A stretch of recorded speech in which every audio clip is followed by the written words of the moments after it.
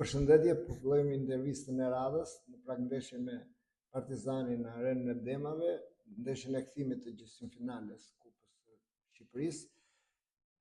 Skuadra vjen shumë shpejt mbas ndeshjes me një kalendar të ngjeshur, por më shumë fjalën e ka trajneri Tetova, pyetje për ju.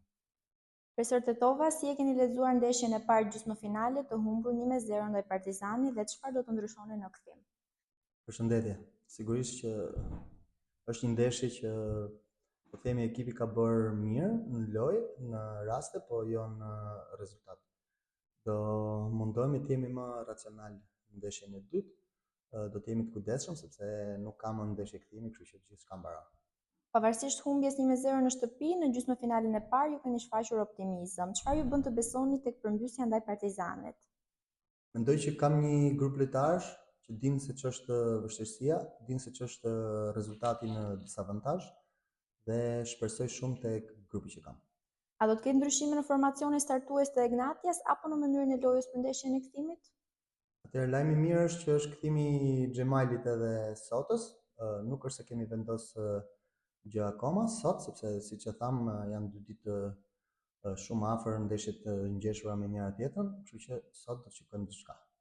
Si është gjendja fizike dhe psikologjike e skuadrës suaj në prag të kësaj sfide vendimtare që vlen për finalen e Kupës së Shqipërisë?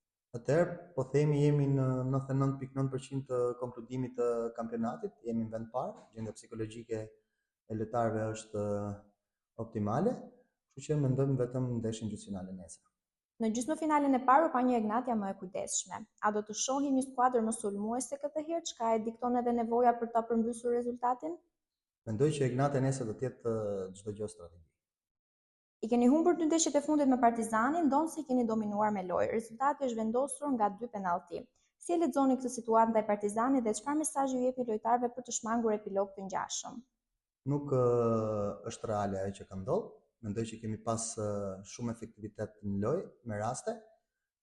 Mendoj që vetëm për diçka për lojtarët e mi është rregullimi i nesërës.